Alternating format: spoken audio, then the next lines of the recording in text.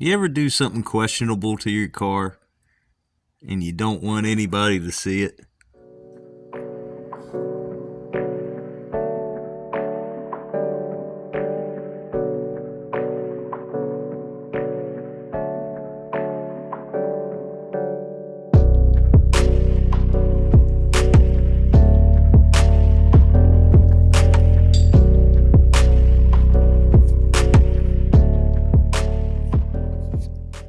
Sometimes just covering up your mess with body filler is the best thing to do. Sometimes the best thing to do is just cover everything up with body filler and get on with your day.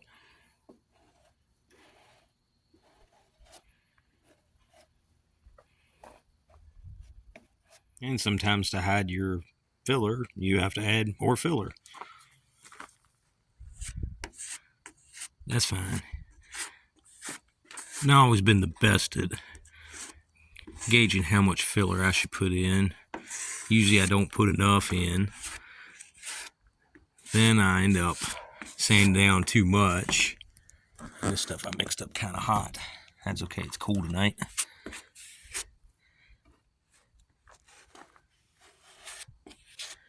But then I end up usually adding more filler, and I'm just wondering sometimes if I should do it like some of these other people do and just cake it on and just sand it all down smooth. I mean, I've seen these hot rod shops that are like big money. They'll coat a whole car in body filler and sand it all back down smooth.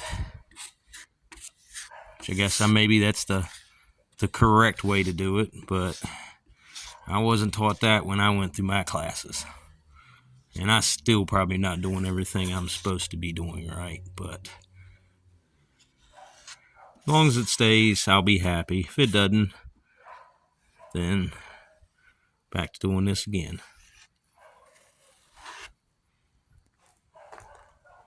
Don't too bad. Well, I've sanded it down a little bit with 80 grit. This is what I was using to strip all the paint off up here. And made it about, I don't know, quarter, halfway onto the hood. There's a lot of clear coat back here I'm going to have to sand deep into. But this 80 grit's about shot, which that worked out well. And next step is probably 180 or 200, whatever I got sitting over there.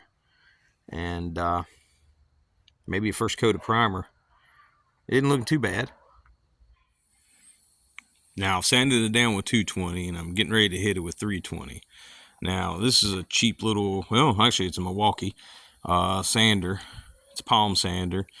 I've had a couple of these over my lifetime, and the DeWalt one I had probably lasted me the longest. I bought that one when I was 15, and the pad broke on me down here in the bottom. It still works. I just need to find a replacement pad, but I've gotten pretty good with these, and I don't recommend sanding something down like this with this unless you've had a lot of experience.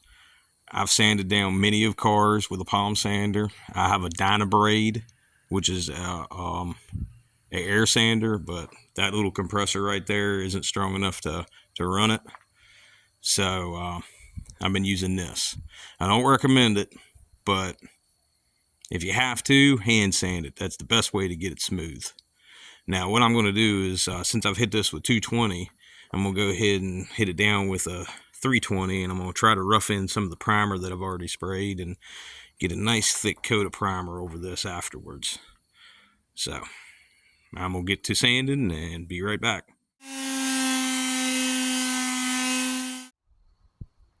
So, I've sanded down everything where I think it looks good. This shows up a lot.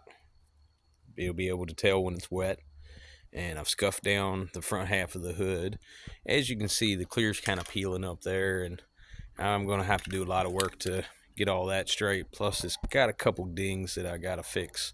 I think there's one over here, and I think there's one somewhere around there. You can see them better in the daylight.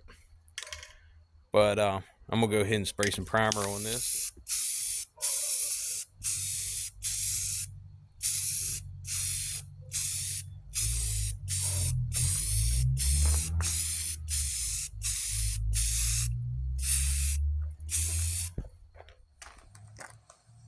Sprayed on a nice thick coat. I like that Rustoleum primer. Does pretty good. I've sprayed automotive paint over top of it and it didn't seem to rack. I think it was Nason I sprayed over it before. Now you're probably wondering why I did this the way I did. It was, first of all, I didn't like that big chrome thing up there. Mine was corroding over here on the side, and one day I put up the hood and it tore open my finger real bad. So I immediately took it off. The ones that are replacement ones, the ones from a junkyard look rough.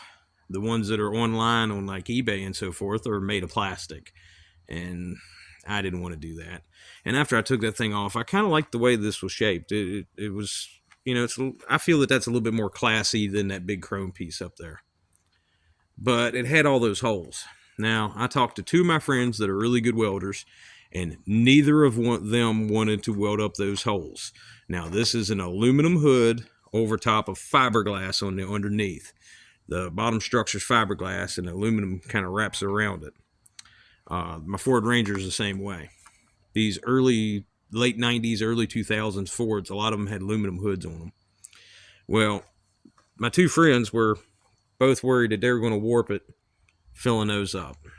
The way I kind of felt about it is go ahead, but they didn't want to do it.